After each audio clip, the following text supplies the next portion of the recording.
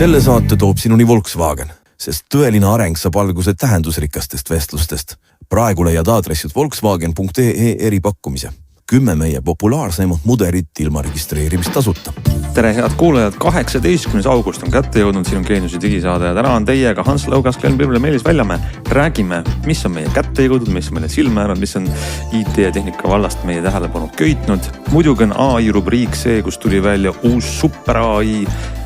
Tegelikult ei olnudki nii super, nagu pärast välja tuleb. Siis räägime tänases saates sellest, kuidas telefon ei ole nagu mitte miski, on tegelikult väga muljetavaldav telefon või ka mitte, saate kohe teada. Huvitavad kellad on teemaks ja meie tänane saade lõpeb kuulaja mängu finaaliga.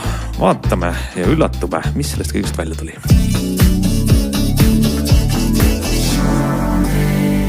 Hakkame siis peale kõigepealt selle AI rubriigiga, saab selle päevakajalise põletava teema nagu kaetud, sellepärast et me eelmine saade rääkisime justkui üleöö. OpenAI ütles, et neil on valmis uus ja kõige parem AI üldse. Selle mudeli nimi on GPT-5. Nad panid selle kohe tööle kõikidele kasutajatele, tasulistele teistes toodetes, chat-GPTs. Ja see pidi olema mudel, mille järel kõik vanad AI mudelid on kasutud, pole neid on vaja. Natukene jõudsime seda põgusalt eelmises saates nii-öelda torkida. Aga nüüd nädal hiljem on tulnud välja põhjalikuma torkimise järel, et asjad on ikka hapud natukene, et see uus asi ei olegi nii väga hea.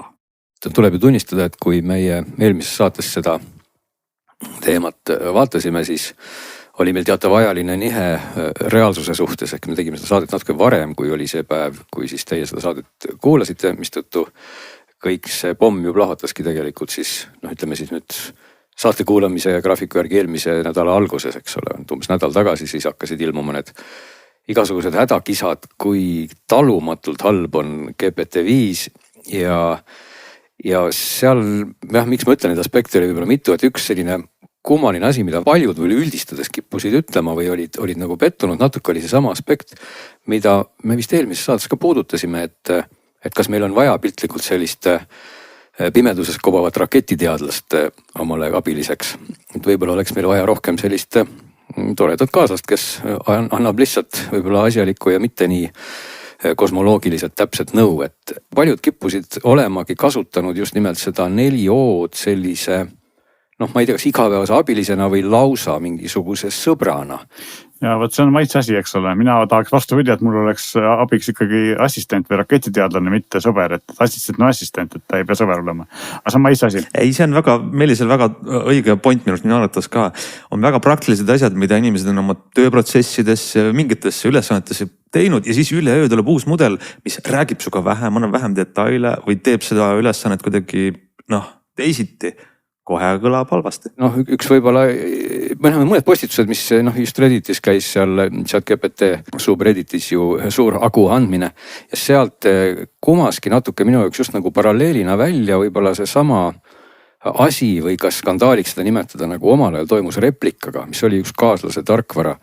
Ehk et OpenAI vist, ma ei tea, võib-olla ta ei teadvustanudki endale, et kui nad on teinud oma neid presentatsioone, kui 4O-d presenteeriti, ma vaatasin, et see oli juba väga ammu, see oligi 24 aasta kevad, nii et 4O on meil olnud üle aasta.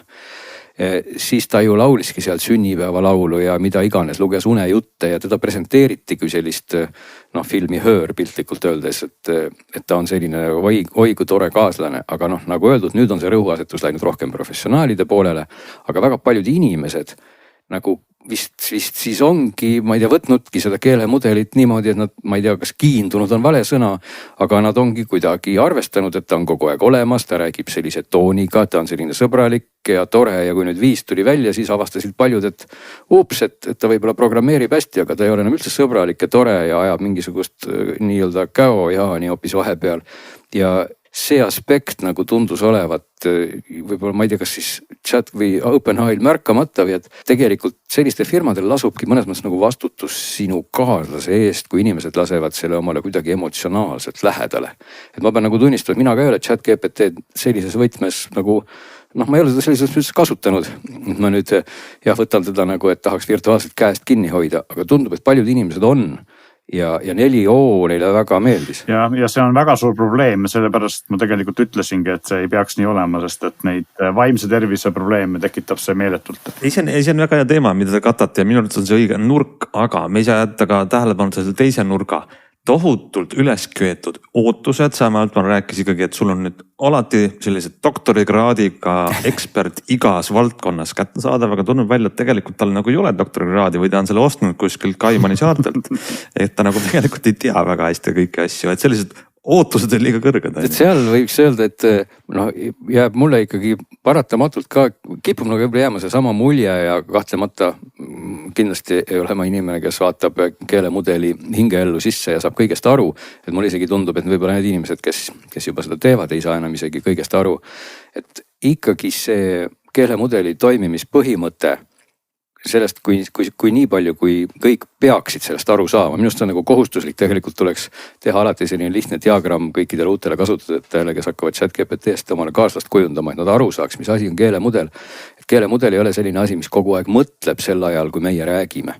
Sel ajal, kui meie räägime, keelemudel meid justkui kuulab, siis teda polegi olemas. Et ta teeb ainult oma töö sõnade koostamise siis, kui ta selle ära protsessib, ehk et meie projekteerime talle kogu aeg mingisugust inimlikkust, et tegelikult keelemudel teeskleb inimlikkust, ta teeskleb, et ta prääksub ja teeskleb, et ta lendab ja meile tundub, et ta on part. Et see minu pikk jutt tähendab natukene seda, et see, et ta tundub meile pardina ongi väga okei, aga kui me hakkame päriselt mõtlema, et ta on part ja lootma, et ta ühel päeval hakkab ka munema, siis on see vale illusioon. Ma tahan sulle vastu vaielda, et mõnes mõttes sina oled mingisugune biomass ja sa ka ajad sõnu välja suust. Need üsna loogilised mulle praegu veel tunduvad ja mina ajan sulle vastu biomassi ja mingeid asju. Tegelikult on ta nagu samasugune. Ta on lugenud kõik asjad läbi, ajab meile sõnu vastu meie sõnade peale. Et noh, kui me läheme filosoofiliseks, aga iva on selles, et see GPT-5 ootused olid jube kõrged ja tegelikult võib-olla ei olegi see nii halb mudel, ma tahan öelda. Võib-olla ta ei olegi väga kehv, ta on päris hea, aga lihtsalt enne maeti see ootuste latt jube kõrge. Jaa, aga kuhu ma tahtsin oma jutuga jõuda, võib-olla see jäi natuke segaseks, et miks ma ütlesin ka ei, et jaa ja ei. Loomulikult mina ei näe ju sinu biomassi sisse ja vastupidi, aga kuna me ikkagi geneetiliselt oleme sama biomass, siis me neid omadusi projekteerime näiliselt sellele jutumärkides pardile, kes prääksub ja lendab.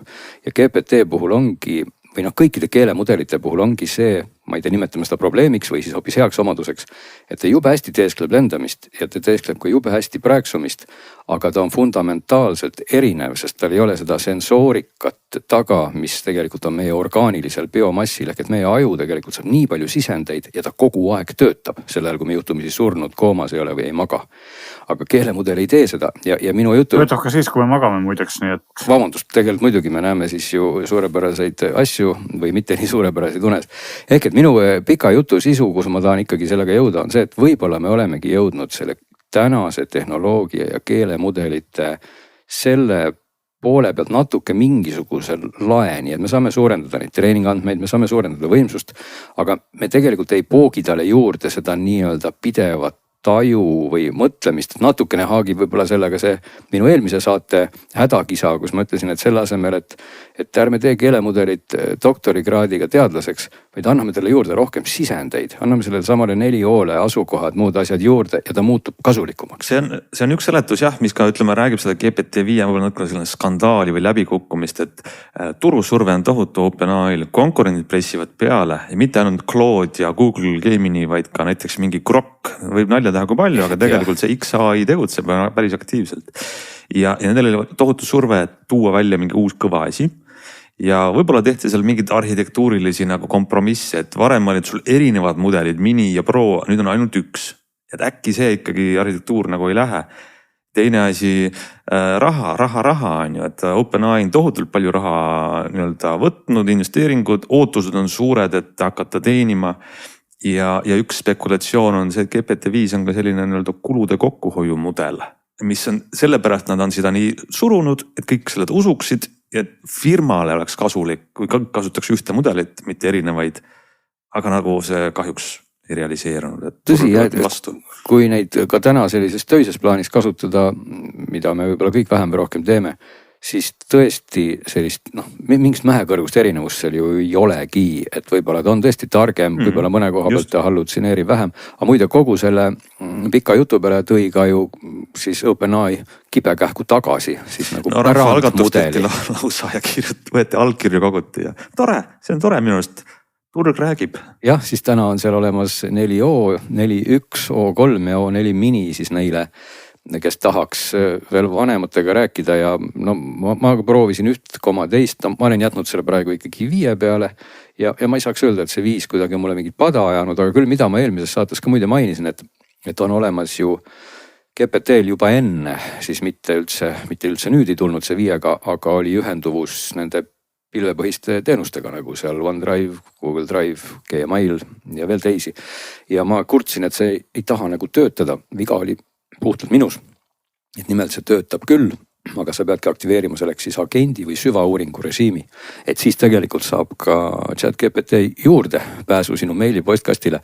Aga küll, mis oli päris naljakas ja seda vist tegi 5, kui ma nüüd ei eksi, võib-olla isegi ka 4O. Et ma küsisin ka tavalõimest ta käest mingisugusel hetkel, et kuule, et palun vaata, mis mul on homme kalendris. Ja ta ütles, et oi, et ei ole üldse probleemi, et ta muidugi vaatab ja ütles, et hommikupoolikul on mul üks lasteteemaline töötuba ja õhtul hiljem on ilutulestik.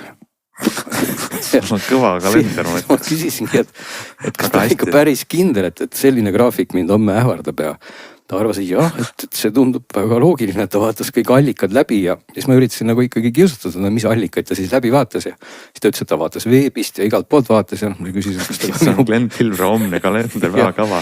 Ilutulestik on esimene vastu. Et kas ta ka minu postkasti vaatas ja siis peale teatavat pinnimist ütles ta, et tegelikult ta tegi nalja. Issar küll. See on ikka uskumatu. Tegelikult ta ei saanud ikkagi minu postkasti ligi, aga ta viskas kerge nalja ja See on ikka nagu, ei tohiks nii käia asi. Kaks varianti. Kas see on täiesti lati alt läbiminek, et siuke hallusinatsioon või ta on ära õppinud sinu, ütleme, sellise iseloomu ja sellise vastuvõtlikkuse huumorile ja siis ta nagu, see on juba kõrgem pilotaaž. Tead sa, ma kahtlustan selles viimases, et ta on midagi ära õppinud, et tõepoolest, aga kui ma aktiveerisin siis agendi või süvauuringu, ma küll proovisin selles süvauuringu mode'is režiimis, seal on võimalik tegelikult sul ise lausa valida, et mis allikatele sa annad juurdepääsu ja näiteks ma meie kuulaja mängu puhul kasutasingi süvauuringut ja ütlesin talle, et palun sobra nüüd meili postkastis ja too sealt siis välja kõik pakkumised ja nimed ja ta süvauuris seda mingi 2-3 minutit ja tegi sellest tõesti väga hea kokkuvõtte, mis oli absoluutselt pädev. Nii et see kõik oli minu postkasti põhjal ja muide siis ka selle agendi jutu lõpetuseks ütlen ma veel, et oli ka mul praktiline vajadus osta praami pileteid ja mis võiks olla veel huvitavam, kui lasta seda teha agendil ja ma ei tahtnud olla liiga käskiv ja liiga konkreetne praamiga, siis oli mul vajadus sõita Hiiumaale. Ja täpselt nii ma ka ütlesin väga üldsõnaliselt, palun selleks päevaks umbes mingi hommikune aeg, vaata ilmateadet ka, mul oli mootorratas, tulen selle ajal tagasi, lähen sel ajal, palun osta piletid. Ja ime, agent küll möllas, ma vaatasin huviga, kuidas kursor käis ja ta otsis kõigepealt erinevaid portaale, jõudis täpselt selle õige kohani, kui ma ei eksi, oli see vist praamid.ee, kes müüb. Ja lasti ta sinna kenasti ligi, ta leidis piletid, ta tõstis need ostukorvi, küsis minu käest siis peatuski sel kohal, raha õnneks ise ei küsinud, aga peatuski sellel kohal, kus oli vaja mul siis täita seal mingi meiliaadressi auk ja mootorratta numbri auk. Aga ta oli võimeline valima kalendrit, ta oli võimeline valima kellaajad, ta sai isegi aru, et seal mingi praam oli täis, sinna ei saanud peale. Ja sel hetkel, kui ta siis nagu peatub, ta annab jämeda otsa minu kätte ja siis, kui ma siin ka paar saadet tagasi kurtsin, et see brauseri aken on hästi tillukene, tegelikult võt siis läheb, kui see ots on sinu käes, siis tegelikult see virtuaalne brauseri aken läheb suureks. Ja ta jääb küll selliseks, sa näed, et see on selline remote desktopi aken, et graafika on kergelt kehvem, aga sa saad seal kõiki asju teha ja siis sinna ma toksisingi oma andmeid sisse. Muidugi ma oleks võinud jõuda loomulikult sellele lehele ise ja ilmselt sellise näite puhul ma oleks ka seda teinud tõenäoliselt kiiremini. See on hea näide. Hiiumaa me teame Eesti, muide ma igaks juhuks võin tähelepanu, et Hiiumaale läheb 2 praami ja üks läheb muide Saaremaalt, teine läheb mandrilt. Ega ta sulle kogemata ei ostnud seda Saaremaalt? Ma tegelikult sõnastasin, et mul on vaja minna mandrilt Hiiumaale ja sellise päringu ma tegin, ma just mõtlesin tähelepanelikult, et palju ma talle seda infot nagu ütlen, et kui ma nagu liiga detailselt juba kirjutan, et see tunduks mulle nagu selline, ma sama hästi võin sinna ise minna ja loomulikult ma oleks võin sinna ise minna. Saab ise. Sinu eksperiment näitab seda, et jah, me oskame ise osta Hiiumaale, Saaremaale ja mujale praamipiletid Eestis, aga ütleme, ma olen nüüd reisi peal ja tahan minna mandrilt saarele seal kuskil reisil, siis päris mugav on, kui ma usaldan, et see agent teeb nagu õige asja leiab üles, et see nagu tõestab, et ta leiab õige asja üles. Jaa, see on tõsi, et mul on ka alati muidugi, kui me vaatame, et kui ta viskas seal nalja ilutulestikuga, miks ta ei võiks nalja pärast osta mulle praamipileteid kuskile maakera teise otsa, eks ole, vaat natuke jääbki see tunne, et ma nagu justkui ei tea, et millal on ta tõsine ja millal on nali, aga tõepoolest ma olin nagu tõesti heas mõttes üllatunud, et see viiski tulemuseni ja kui sa tõesti tahad teha midagi sellist, millest sa võib-olla ei orienteeru hästi, nagu sa ütlesid, siis lasta agent möllama on tore ja sa saad muide neid sessioone ka ju pärast vaadata, sa saad näha, kuidas ta seal selle kursoriga käib ja liigub. Nii et see kõik kokku ikkagi näitab, et mis iganes keelemudel või muu mudel ju seal taga samal põhimõttel töötab, teeskleb ta jällegi seda praeksuvat ja lendavat parti väga hästi. Need on kukesammud edasi kogu aeg selles masina intelligentsuses ja OpenAI on küll tagasilöögid, aga ei saa kahelda, et nad on ikkagi praegu turu liider ja tihedalt hingavad konkurendid kallal, aga Meelis, see mida sa võib-olla leidsid ja jagad meiega, see ütleme kommentaari vihje Apple'ilt nagu räägib ka sellest, et isegi sellised turu, ütleme, gigandid on ikkagi nagu võbelevad selles mures, et mis Apple teatas ka, et nad ei teatanud, aga andsid mõista, et. Intervjuus vist oli see, kus Tim Cook ütles, et nad on täiesti avatud ja aktiivselt mõtlevad selle peale, et äkki peaks ikkagi ostma ära mõne AI-ga tegeleva firma.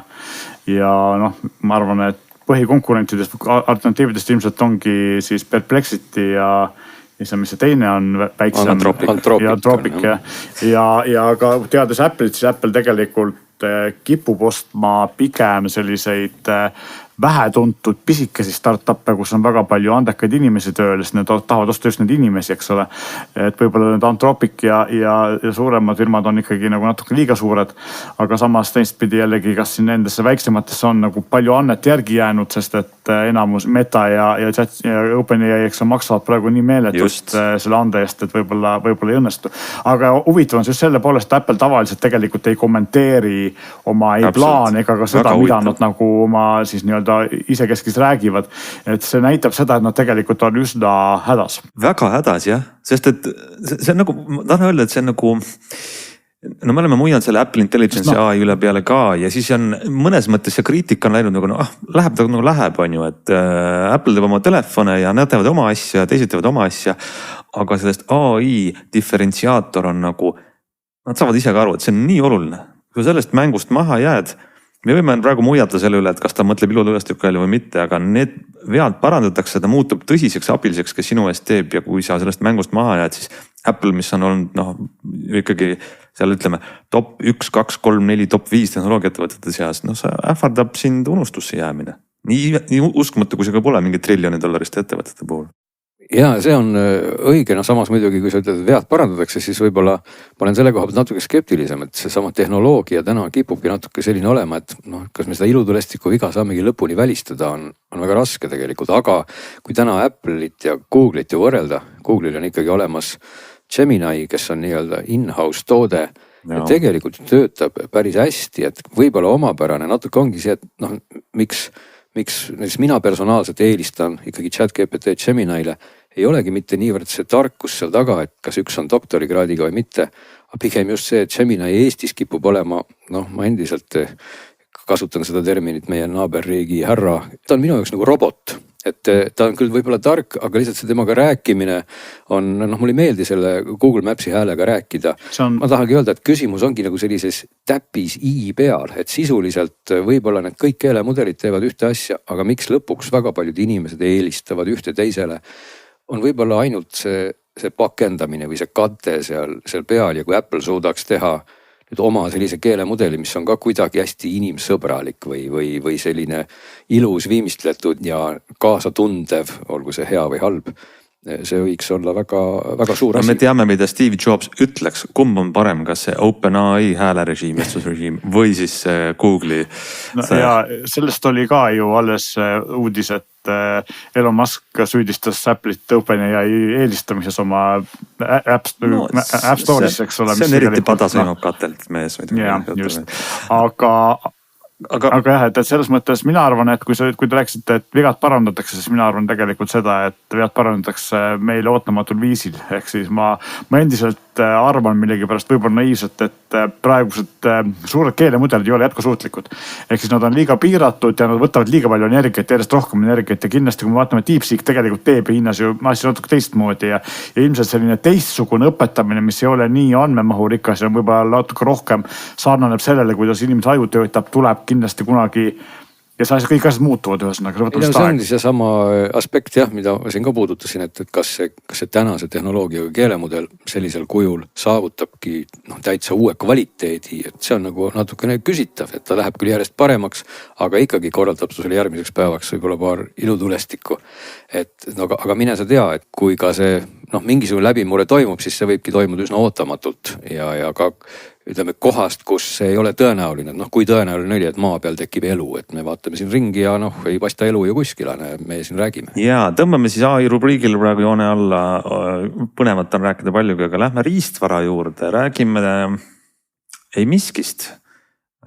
Väga tore bränd Nothing Phone ja Meelis, sinul on käest nüüd mõnda aega Nothing Phone 3, kõige uuem nende telefon. Tõsi, see on jah, ja see tekitab minus üsna erinevaid tundeid, et lausa mitmeid, mitte kahetisi, aga lausa mitmeid, aga siin on nii mõndagi, mis on nagu huvitav ja on nii mõndagi, mis on nagu vähem huvitav ja ma ei teagi, kust otsast sellega pihta hakata, et võib-olla esimene asi on tunnetuslik, et kui ma seda karbist välja võtsin, siis mu esimene mulje oli see, et ta on meeletult raske ja ta on meeletult suur, aga ta on eriti väga raske. Ja kui ma vaatan tema andmeid, siis tegelikult ta ei ole nagu nii meeletult raske, et ta on 201 grammi, vale asi oli mul ees, ta on 212 vist, kui ma mälu mind ei peta. Ühesõnaga, et tegelikult ta ei ole raskem kui näiteks Galaxy S25 Ultra, eks ole, aga ta tundub käes raskem. Ehk siis ta jätab kuidagi mulje ja ma ei tea, kas ta on more nagu inglise dense või siuke nagu tihe või et ta kuidagi jätab mulje, et ta on kuidagi tohutult raske. Suurus on tal selline... Ta on paks ka, eks ole. Ta on väga sarnane oma laiuse poolest just S25 Ultraga, aga ta on paksem, ta on 9 mm paks. Eks see võib tekitada võib-olla selle tunde, et ta on kuidagi suur ja raske. Siinkohal ma segan korra vahel ja meenutan, et kokku volditav fold on õhem. Jah, just. Ja võiks ju eeldada siia suure paksu telefoni sees on suur aku, eks ole, ei ole, see on 5150 mAh aku. Aga ekraani mõõt on tal seal kas 7 tolli 6,77, mis on selline 6,67. See on ikkagi väike, vabandust, vahed on väga väiksed, aga kas mitte Ultra ja iPhone'i Pro Max ei ole seal 7 tolli ligi ikka 6,9 vist? Jah, aga ta ei tundu nii väike, kuigi tal on üsna õhukesed raamid, aga tegelikult ta ei ole nii palju... ei tundu nagu nii palju väiksem, et ma võin korra panna siia kõrvale S25 Ultra lihtsalt mõõtude poolest, et vaadata, mis ta tegelikult see vahe on, sest see vahe ei ole nii suur, kui võiks arvata, et ta on S25 Ultra on 2 mm laiem ja 1,5 mm kõrgem, aga õhem. Ehk siis tegelikult ta on suurem, kui selle ekraani suuruse poolest võiks nagu arvata. Komplektis on ka selline üsna odav läbipaistev silikon ümbris, mis on, mulle tundub kehvem kui on Hiina odavatel tootjatel kasvavad ümbrised. Aga tegelikult, kui me nägime Nothingust, me peame rääkima ju tegelikult ikkagi sellest tagaküljest ja disainist, eks ole, mis on nagu see... Kas on läbipaistev? Kas näed elektrone jooksmas? Näen elektrone jooksmas küll. Kujutan ette, kujutan ette, et näen elektrone jooksmas, aga selle konkreetse telefoni puhul on ju väga palju poleemikat tekitanud ja rohkem kui tavaliselt Nothingu telefonid, see kaamerate asetus või see tagakülje välimus, kõik ütlevad, see on ülikole ja noh, eks ta on kole küll, aga see on maitse asi, aga mina ütleks, et minul endiselt kõige koledam Nothingu telefon on see keskmise hinnaklassi 3A Pro, millel on selline suur kaamera rõngas ja ebasümmeetrilise rõnga sees olevad kaamerasilmad, mis on nagu veel koledamad, aga see on maitse asi. Ja siin on 3 kaamerat, kõik on muideks 50 megapikslised ja need on nagu asetatud niimoodi, et 2 tükki on kõrvuti, kolmandiku peal, üks on siis päris üleval ääres ja teisel pool üleval ääres on teine suur rõngas, mis on kaamerarõngastest 2 korda suurem ja see on tegelikult ekraan.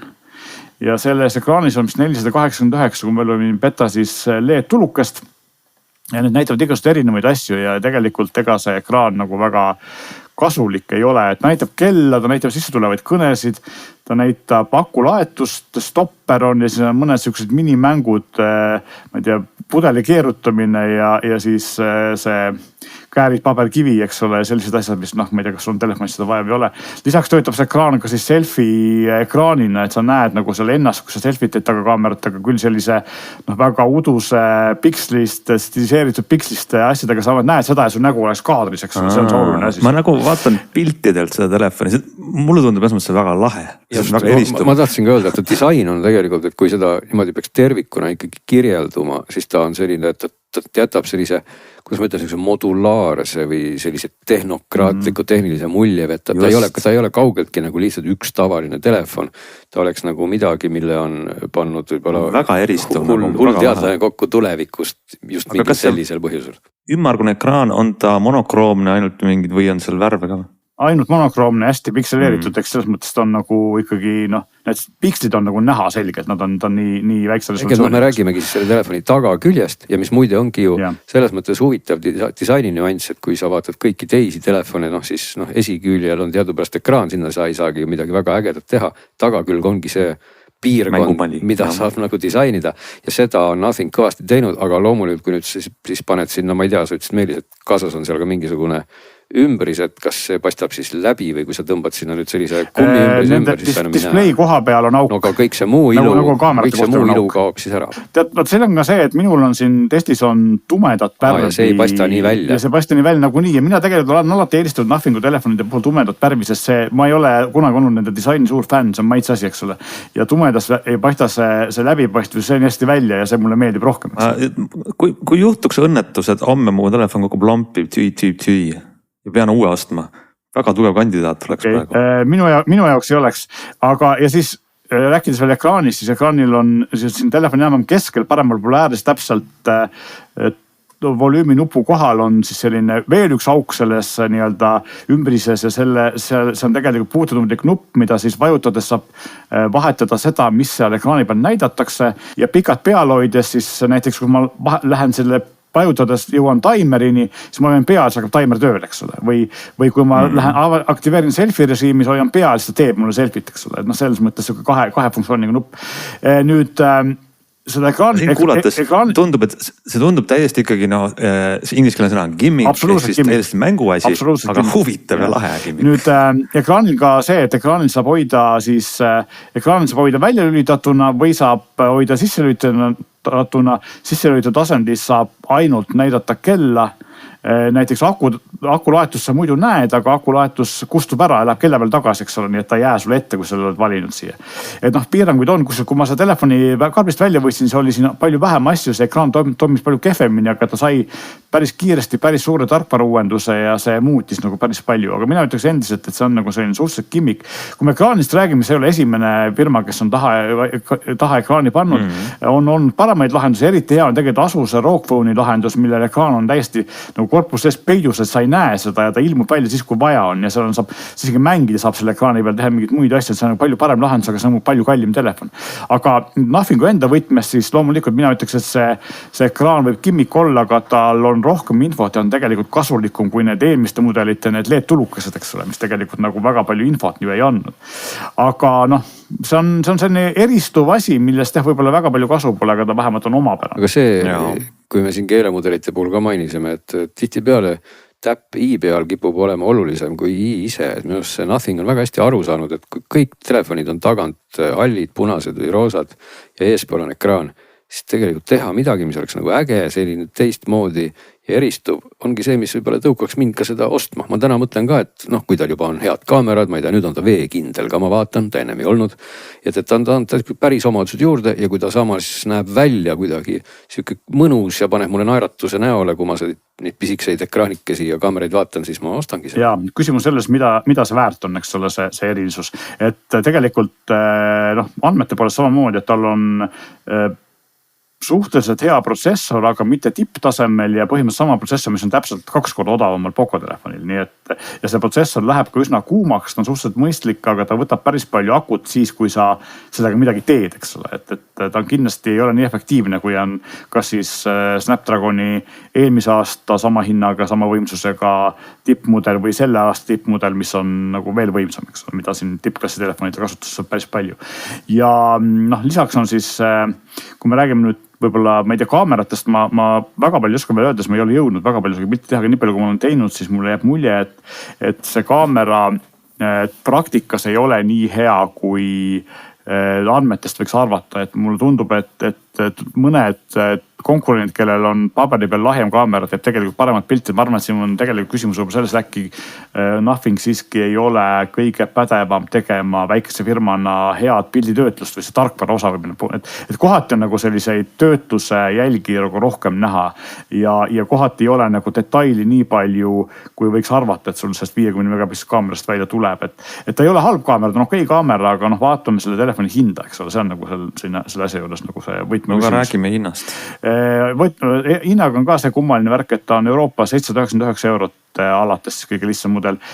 Eestis on ametlik müügihind 869, see on päris kallis hind. Mis see tähendab Euroopas, kas ma saan seda otse osta? Saad Nothing kodulehelt osta, jah. Aga Nothing kodulehelt ma vaatan, minu arust on ka see, et ilmselt ka Amazonist ja kuskilt, aga minu arust Nothingu lehel oli äkki see, et kui ma läksin Eesti, valisin sealt, siis ta äkki... Mina jõudsin Nothingu ja Eesti lehele praegu ja hinnad algavad 850. Just, ja ka Mingi Eesti maks on peal. Elises ja Euronixis on 869, nii et selles mõttes see on omapärane. Ja kui me räägime nüüd hinnast, siis hinna puhul ongi see, et sama raha eest saad sa osta Samsungi Galaxy S25 Plusi, saad osta Pixel 9 Pro XL-i, ja saad osta OnePlus 13 ja mina ilmselt ostaks kõik need 3 enne kui selle telefoni. Nii et ma ei ole ma ei ole inimene, kes mõtleks, et see Nothingu disain ja see ekraan siin taga on minu jaoks suured eelised. Kui ma arvaks seda, siis ma võib-olla eelistaks seda, aga OnePlusil on paremad kaamerad ja parem aku. Samsungil on paberil kehvemad kaamerad, aga mulle tundub, et nad teevad tegelikult paremat pilti. Et selles mõttes Pixelil on kindlasti paremad kaamerad, eriti zoom-kaamera, suurema zoomiga ja kvaliteetsem, eks ole. Pixelil muidugi märgatavad nõrgem protsessor, aga see on jällegi maitseasi, ega see praktikas seda väga ei tunneta. Nüüd võib-olla natuke paar sõna rääkida ka tarkvarast, et see on ka nagu väga kahe otsaga, sest et Nothingul üldiselt on tarkvara väga hea. Et ta on nagu Pixeli tarkvara, kuhu on juurde pandud natukene isikupära ja lisavõimalusi. Külje peal toitunud palju on endiselt see Essential Space'i nupp, mis on nüüd natuke targemaks tehtud, et nüüd ta saab paremini aru eesti keelest. Ja mõned asjad, millest ma aru ei ole saanud, näiteks see, et nüüd saad talle anda loa ühendada Google'i kalendriga ja kui ta leiab sealt mingisuguse kuupäeva kellaaja või mingi agenda, siis ta suudab seda kalendrisse panna. Ma tegin siin paar screenshoti mõnedest Piletilevi ja Piletitasku ja muudest kontserditest ja ta saab aru küll, et tegemist on kontserdiga ilusti ja mis kell see algab ja kus ja kõigest sellest saab aru. Aga mina pole siiamaani näinud, et see oleks tekkinud mu kalendrisse, nii et selles mõttes, kas see tegelikult töötab või mitte. Ja ta üsna hästi suudab nagu pildil olevat infot siis eesti keeles aru saada, mis seal pildi peal on ja seda siis ka sulle öelda, et näed, siin on nüüd kontsert ja see algab sellise kellaajal. Sellest saab nagu päris hästi aru, eks ole. Kas seda omadust vaja on või ei ole, ei tea. Lisaks on see, et seadetes on siis need nagu enamus telefonide seadetes erinevad AI omadused, mida siin on küll on vähem ja ühe all nendest AI omadustest on siis ChatGPT integratsioon, millest ma aru ei saa, mida see annab, sest et esiteks, et see töötaks, peab ikka käsist installima ChatGPT äpi ja siis ta üritab mulle anda nagu lihtsalt mingi ekraani vidina, millega ma saan sinna kiiremini ligi, et ega ta nagu väga palju muud integratsiooni siin ei tee. Et see on kummaline. Ja lisaks ma näen siin päris palju erinevaid tõlke probleeme, mulle tundub, et siin on eestikeelse sõnu, mida tegelikult olemas ei ole, mõned sõnad on valesti käännatud, et vanasti ei olnud neid probleeme, ma ei tea, kas siin on see, et seda on hakatud nagu kiirelt tõlkima või on üritatud ka tehisintellekti kasutada siin tõlkeprotsessis, aga varasematel Nothingu telefonidel ma ei ole nagu sellist eesti keele tõlkevigu kohanud. Ja viimaseks nagu suuremaks probleemiks minu arust on siin nagu kõigi teiste telefonidel on selline privaatne kaust, kus sa saad siis teha nagu, peaksid saama teoreetiliselt panna ära oma asjad, mis sa tahad, ma ei tea, kuskil luku taha panna või näiteks, kui sa tahad eraldada töö ja kodu äpp, eks ole, või noh, nagu era- ja tööelu, siis saad panna need ära ja see on nagu kõigil teistel telefonidel, Samsungil on see aastaid olnud ja Hiina telefonidel see on päris pikalt olnud ja nüüd Google tõi sellega Android 15-ga äkki pikslitele, 16-ga ma peast ei mäletagi praegu. Ja nendel töötab ta nagu üsna hästi, aga vaat selle Nothingu puhul töötab nagu üsna halvasti. Esiteks on see, et kui sa teed selle lisakonto, siis enamusel telefonidel on see tegelikult ju siis selline virtualiseeritud teine telefon, ehk siis ta töötab täiesti iseseisvalt, sa saad sinna panna teise konto, Google'i konto, kui sa tahad, eks ole, ja täiesti eraldi seti äppe. Ja paljud kasutavad ka näiteks nii, et kui sul on, ma ei tea, Google Drive või OneDrive või mingi asi, siis sul on 2 pilvekontot ja ühes on üks ja teises on teine, eks ole, või midagi sellist. Siis sinna saad liigutada äppe ainult nagu ühe ja selle privaatkausta ja tavakausta vahel ja sa ei saa logida sisse 2 korda sama Google'i kontoga või erineva Google'i kontoga, sa ei saa nagu hoida neid eraldi ja lisaks on see, et päris tihti on see, et kui seal privaatkaust on avatud, siis ta tegelikult salvestab asju nagu nii-öelda salvestusmälusse, mis on tegelikult väga suur privaatsusprobleem, eks ole, et siin on nagu päris palju ja ma vaatasin ringi, Redditis kurdetakse selle üle väga palju, Redditis kurdetakse väga palju ka selle üle, et varasemad Nothing OS-i versioonid lubasid lihtsalt peita äppe, et kui sul näiteks on äpid, mida sa ei taha launcheris näidata, aga mis on samal ajal või mida sa ei kasuta ja mis on samal ajal nagu, mida sa ei saa eemaldada, eks ole, siis sa saad need nagu lihtsalt ära eemaldada, siis enam seda teha ei saa, seda ainult sinna privaatkausta tõsta, mis on tegelikult nagu mis praktikas ei tööta, eks ole normaalselt. Et siin on nagu probleeme, üllatavalt palju on nagu selliseid pisikesi vigu. Samal ajal kõik see disain ja välimus, mis Nothingul on alati hea olnud, on endiselt väga hea. Kasutusmugavus on endiselt väga hea. Et selles mõttes tarkvara üle üldiselt kurta ei saa, lihtsalt need mõned üksikud asjad, mis kuidagi on nagu poolikult tehtud või kuidagi katki natuke, et võib-olla nad parandavad selle aja jooksul ära. Aga endiselt, arvestades seda, et see telefon maksab nagu 870 €, siis turul on mitmed telefoni, mille mina ostaks enne kui selle, mis on üllatus. No siin võib-olla ikkagi kokkuvõtteks siis saab ju öelda, et turul ei ole ühtegi sellise disainiga konkurenti, et kui sa pead seda kõige olulisemaks, siis valik on suhteliselt väike. Kui see telefon oleks 699, seda võiks saada üsna suure soovituse, sooja soovituse, aga 869-ga ta pigem ei saa. Aga praegu on august, see tuli välja juulis. Ja, et ongi see, jõuludeks, võib-olla jõuludeks on ta mõistlik. Kõik need 3 mudelit, mida ma ennem lugesin siin ette, on ju üle poole aasta vanad mudelid, varsti aasta vanad mudelid, et see on... Aeg on oluline faktor hinnas. Aga jah, et selline telefon, et täitsa omapärasne, huvitav ja kindlasti eriline ja üldsegi mitte halb, et andmed on kõik korralikud, kaamerad on korralikud, kuigi mitte tipptasemel, protsessor on korralik, kuigi mitte tipptasemel, et on siuke nagu hea telefon, lihtsalt minu arust see kammistuskivi on... Ja no aga siiski ma kordan ka seda, et ta on läinud ju eelmise mudeli osas selliste mõnede igavparameetrite osas paremaks, täpselt nagu üks oli see veekindlus, eelmine ei olnud üleüldse veekindel, eelmine oli vist pritsmekindel, kui ma ei eksi. Ma mäletan seda, et eelmine mudel mulle meeldis. Eelmine oli mingisugune, kas oli 5-4 või mis see IP oli, mis ei vetsupoti kukkumist väga hästi ei talunud, nüüd peaks olema 6-8. Ja aku oli ka eelmisel, kas oli 4700, sinna kanti nüüd on 5200, 5100, et ikkagi ligi 10% peaaegu juures. Need on 5000 oli eelmisel. Lausa 5000 ikkagi ja siis on siis ta tõesti ei ole väga palju muutunud. Ma nagu mäletasin, et ta oli kas 4700 või midagi. Et ühesõnaga mulle nagu tundub, et ta on läinud sellistes igavates kategooriates ka ikkagi nagu need on neid sama heaks nagu siis tippkonkurendid enam-vähem, et kõik on ju meil sellise akuga ja sellise veekindla. Ja paljudel on muidugi näiteks OnePlusil on 6000 mAh aku, eks ole. No selge. Et jah, ühesõnaga kui ta oleks nagu parema hinnaga, siis ma täitsa ütleks, et osta see telefon, nagu sa tahad huvitavat telefoni ja kui nad on sellise hinnaga, siis võib-olla tasub rohkem kaaluda. No igatahes tekitab siin arvamusi ja selles mõttes väga huvitav ülevaade, et Nothing võib öelda küll, et vähemalt on mingi eristuv tegija turul olgu oma plusside ja miinustega. nii, kas me jõuame veel korraks enne, kui me läheme saate lõpu tähtsate kokkuvõtete juurde, mainida ära mõnda kella Meelis, mida sa oled kandnud? No jah, võib-olla ma ei tea, kas me jõuame mainida, sest et mainimine võtab rohkem aega aga on olnud tegelikult siin viimased 2-3 nädalat 2 Amazfiti, mis on selline Hiina nutikate spordikelle tootja odavat mudelit, kohe lausa väga odavat mudelit ja ma ütleks, et ma tahaks juba alustada sellest, et üks nendest on siis ümmargune, see on Amazfit Active 2, teine on kandiline, see on PIP 6 ja kui ma siin just üks päev ma kirjutasin oma artiklis, et meie siin Digis ja Geeniuses ja mujal oleme õnnelikud selle üle, et me näeme väga palju erinevaid tooteid, eks ole, ja saame väga palju testida asju ja kohati meile tundub, et midagi uut ja ägedat ei olegi ja nagu siin selle Nothingu telefoni puhul võib-olla me oli siin vingun liiga palju ja olen liiga kriitiline, eks ole, sest et lihtsalt nagu me elame selles maailmas ja saame väga palju, siis vahest arvavad, et tekib mõni toode, mis paneb sind tundma nagu laps kommipoes ja nagu selles mõttes sihuke positiivset emotsiooni tekitada ja siis ümmarguse ekraaniga Amazfiti kell on täpselt selline kell, et see, mida selle kell selle raha eest pakub, seda see ei ole normaalne. No see kahjuks teevad seda ka muud Hiina tooted mõnikord. Olgu see siis. Aga olgu. Ei no ma mõtlen, et selles mõttes just. Aga ma mõtlen, et pakuvad nagu palju. Pakuvad hästi palju tegelikult väga väikse hinnaga ja mõned teevad seda ka kahjuks või õnneks väga hästi. Just, ja siin ongi nagu see, et alustame algusest, et see kell maksab 99 €. Sellel on alumiiniumist või selles mõttes Rostovast tähes korpus, väga hea ekraan, 2000 nitti ümmargune ekraan.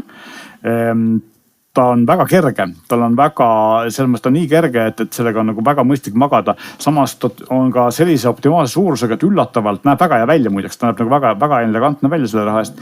Ja ta on sellise suurusega, et ta sobib üllatavalt hästi nii suurele kui väiksele randmele, et nagu ei ole ka seda probleemi, et ta on liiga suur või liiga väike, et on täpselt vahepealne.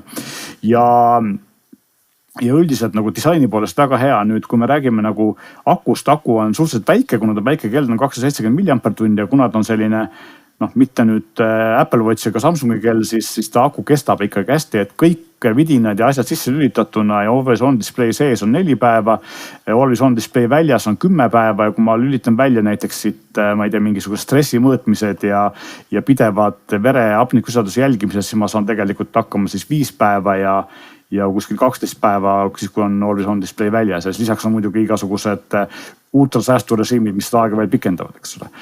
Aga ta on ikkagi, kui sa mainisid ka, et nutika spordikell, et ta ei ole ju loomulikult Androidiga või mingi sellise. Ma ütleks, et selles mõttes nendes kellades, millega sinul, kellena võib-olla kõige rohkem kogemust on, siis ma arvan, et nagu Huawei jah, aga ta on veel paremate spordiomadustega. Ja see tarkvara Sepp Health on ta nimi vist, on tegelikult väga hea nii telefonis kui kellas ja sama kehtib ka tegelikult siis spordifunktsioonide juurde. Ühelgi sarnase hinnaklassi kellal ei ole mina näinud nii häid spordifunktsioone. Esiteks on see, et kõik andmeväljad on muudetavad, kõik andmeväljad on vahetatavad, offline kaardid on selles mõttes, et ma saan laadida alla kaardid ja vaadata kaarti, kui ma jooksen või rattaga sõidan. Samuti ma saan panna siis kaartidele teekonna teha ja teekonda siis näitab mulle, kuhu ma pöörama pean, eks ole. Need kaardid küll ei ole nüüd marsruuditavad, eks ma ei saa öelda, et minne lähimasse Circle K-sse, ta leiab see üles ja läheb sinna, seda teha ei oska.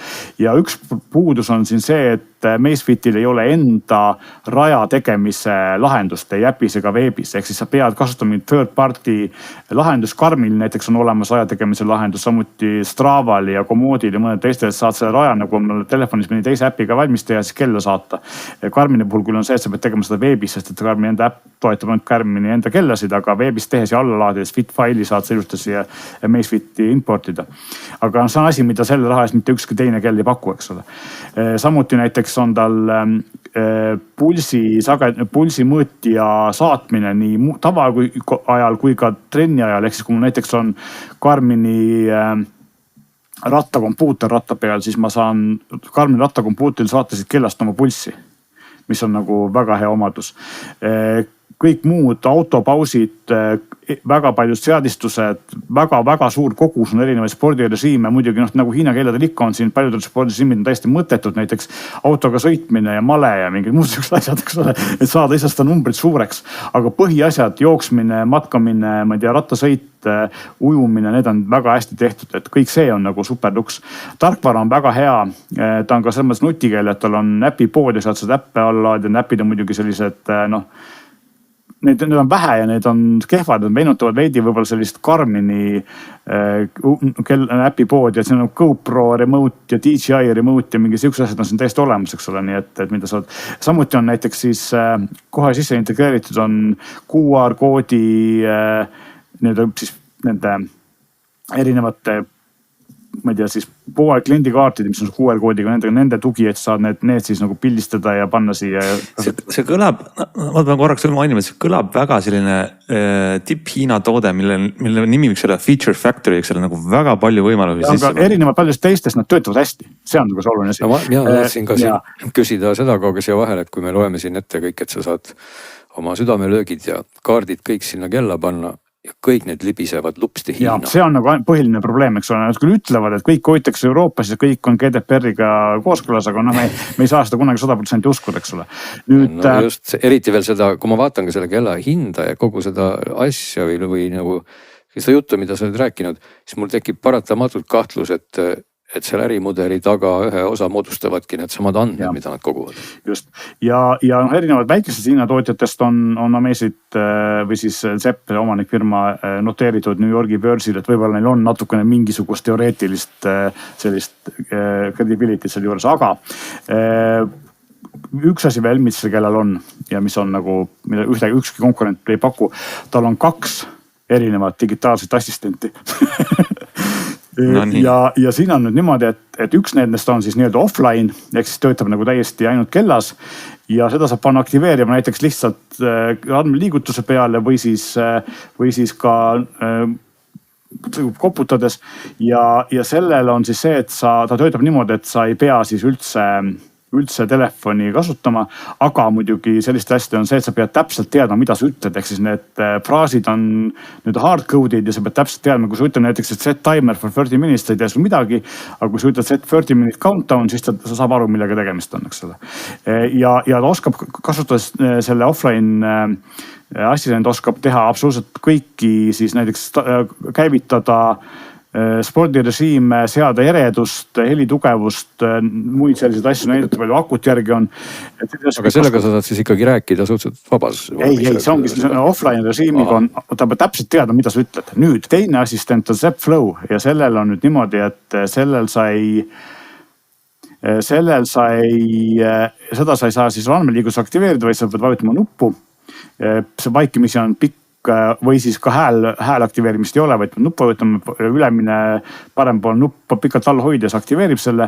Ja see on nüüd ülitark, aga ta vajab telefoniga ühendust, ta on ChatGPT toega ehk ChatGPT põhinev ja ka see oskab teha siis kellas absoluutselt kõiki seadeid saad muuta, saad küsida, palju mul samme on, palju mul kaloreid on, eks ole, mida iganes veel. Ja kuna ta on ChatGPT toega, siis saad ka küsida, kui kõrge on Tallinna teletorn või ma ei tea, mis iganes veel, eks ole, kes on Eesti president. Vastab nende kõigile asjadele väga hästi. Kas sellega siis rääkimine kasutab seda ChatGPT nii-öelda voice mode'i kohe eestikeelsena läbi kella? Kõik on puht ainult ingliskeelsed, et see on hästi eesti keelt ei toetud, aga kõik muu nagu töötab üsna hästi, et võin üritada seda praegu proovida siin, vaatan, kas ta töötab, sest tavaliselt on see, et kui midagi demo tulitad, siis ta ei tööta, eks ole. What's my calorie count like? Could you please clarify what you mean by color account? Are you referring to a specific... Okei, nad valati ei saa aru, eks ole. What's my step count?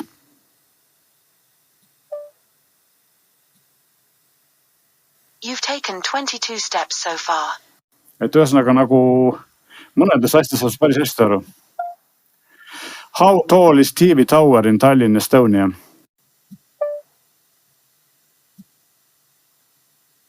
The Tallinn TV tower in Estonia is 314 meters, 1030 feet tall. Would you like more details about it? No. Ühesõnaga point on selles, et see alla 100 euro kellal on nagu ülikorralik assistent sees, mis töötab üllatavalt hästi. Ja nagu ikka demoga, et tavaliselt saab minust paremini aru, kui ta praegu aru sai mu vigasest inglise keelest. Ma ütleks, et Garmini 1000 eurose kella assistent ei saa üldse minu inglise keelest eriti hästi aru, siis see saab. sa mainisid, seal on ChatGPT-ga see ühendus, kas ta on läbi sinu kontoga sellisel? ei, ta on lihtsalt automaatne, ta ei tea mu kontost midagi. Ta lihtsalt, kui sa lähed sinna Zepflow seadetesse, kus ta ütleb sulle, kus näiteks annab ka sulle võimaluse kustutada ära su otsingute ajaloo, eks ole, või nende käskude. seal on kirjas Powered by ChatGPT, et ta rohkem nagu midagi ütleb.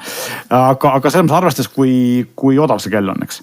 Ja noh, kõik muu ka, et üli hästi töötab, üli mugav kell, sporti teeb väga hästi, noh. Ma ütlen, et Garmin peaks tegelikult kartma, sest et Garmini 300-eurone Vivo Active, mis peaks olema sarnaste omadustega, on märgatavalt kehvem kell ja märgatavalt koledam kell. Nii et selles mõttes, no selge. Aga nüüd võib-olla, kui ma juba räägin ka teisest kellast kiirelt, mis on käepäev, mis on PIP 6, mis on siis selle kella siin odavam versioon ja kui ma nüüd ütleks, et see Active ümmargune astub tugevalt kandadele Garminile, siis PIP 6 on võib-olla selline Fitbiti vaimne järeltuli, et ta on kandiline, meenutab võib-olla Fitbiti, võib-olla natuke Apple Watchi. Kunagi ma testisin ühte PIP-i eelkäijat, eelmist PIP-i mudelit ja sellega võrreldes on see kell ikkagi nagu kõvasti edasi arenenud. Tal on, kuna ta on kandiline ja natuke suurem, siis tal on suurem aku, ta kestab 5 päeva Always On Display'ga ja siis 12 päeva ilma. Ja kõik omadused, tarkvara ja kõik muu, kaasa arvatud need assistendid on väga sarnased. Nüüd korpus natukene alumiiniumi ja plastiku segust selline, et ta natukene näeb välja odavam ja tundub käes ka odavam, aga samas samuti hästi kerge. Väga hea, samuti 2000 nitine ekraan. Kõik muu on nagu väga hea, mis on puudu veel lisaks siis võrreldes selle kallima versiooniga on see, et tal ei ole baromeetrist altimeetrit, eks tal kõrgusandurit, ehk siis näiteks kui sa tahad mägedes ronida või teada mitu sammu, sa trepist üles alla kõndisid sel päeval, siis neid asju teha ei oska, eks ole. Et kõrgusega ja ka jooksmisel näiteks ta ei suuda öelda seda, kui suur su sammu pikkus on ja kui kõrgele su jalad tõusevad jooksu ajal, selle analüütikaks on vaja altimeetrit ja seda oskab teha see kallim mudel. Nüüd kallim mudeli kohta üks asi veel, et seda müüakse kahes versioonis, mis minu käes on 90–99 eurot maksev ja tavaline versioon ja on olemas ka 130 eurone siis äkki on premium versioon, mul tuleb praegu nimi meelde. Ühesõnaga, et kallim versioon, millel on 3 uuendust või 3 paremat asja. Esiteks on peal safiirklaas, mida reeglina selle raha eest ei saa. Teiseks on kaasas 2 rihma ja kolmandaks on NFC kiip viipemaksude toega, mis töötavad ka siis Eestis Swedbanki kaartidega. Nii et selles mõttes, et mina kui ma ostaks pigem see 130 eurose variandi. Safiirklaas on ka, kuna see klaas on tegelikult selline üsna, tal ei ole seda kõrgendatud äärt, eks ole, et on tasa selle raamiga, siis ta võib juhtuda, et lähed kuskile vastu, et see safiirklaas on parem. Aga ma ütleks, et selle raha eest mina ei ole paremat kella näinud, välja arvates kõik siis see Hiina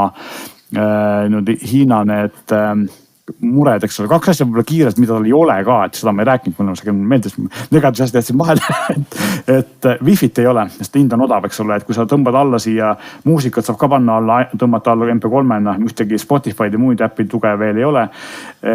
Siis üle Bluetoothi ja see võtab aega, samuti kui sa kaart alla, et siis see käib üle Bluetoothi ja võtab aega, kuigi mitte väga hullus kaardid ei ole väga suured.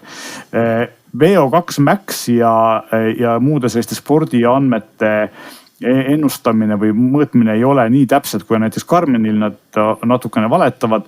Samuti ka siis mitte stressi mõõtmine, vaid body battery moodi asi, mille readiness on ta siis Amazefitil on üsna optimistlik ja ei muutu päeva jooksul väga palju.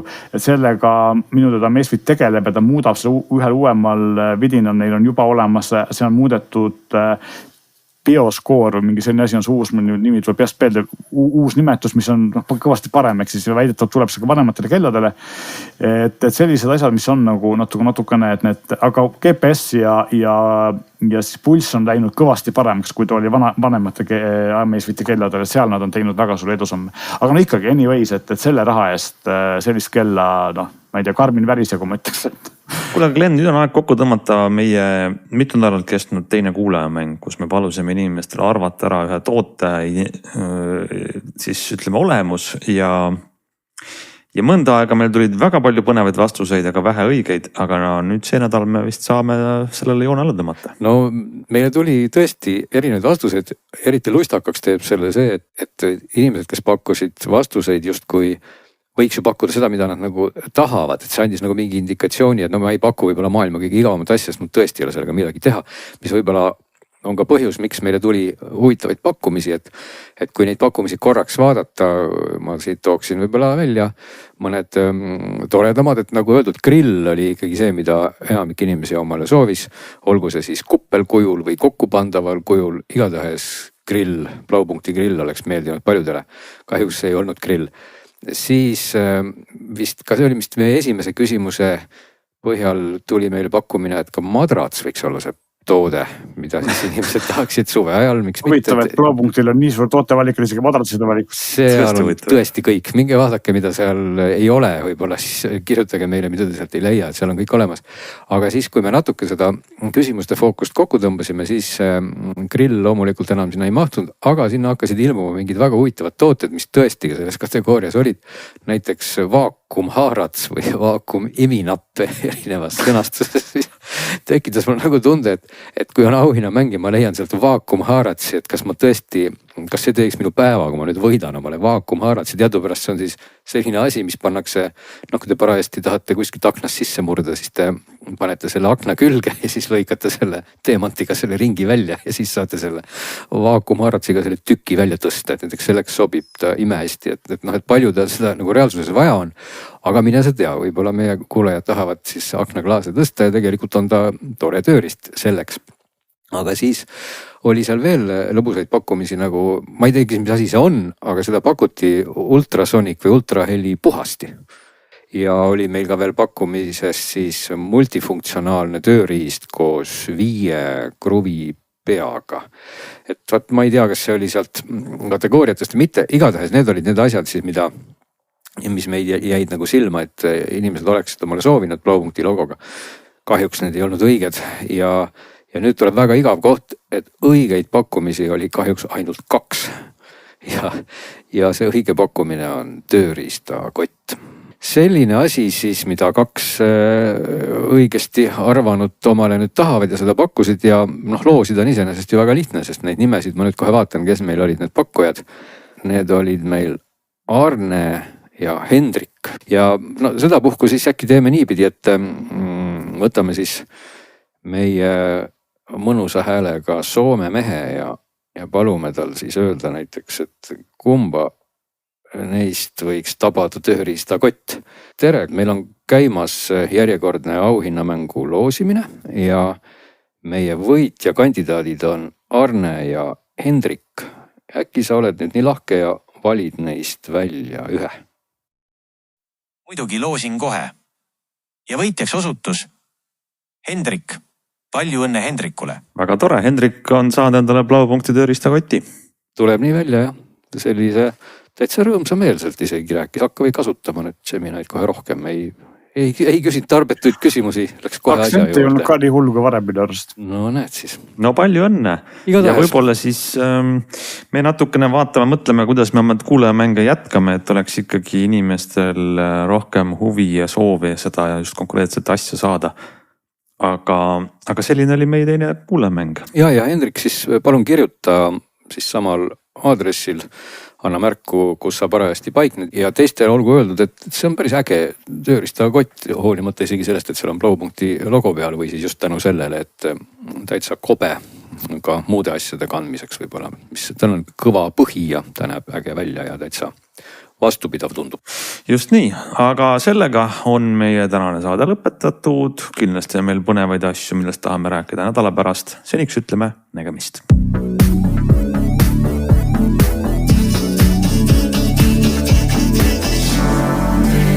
Saadet toetab Volkswagen, luues elukestvaid suhteid.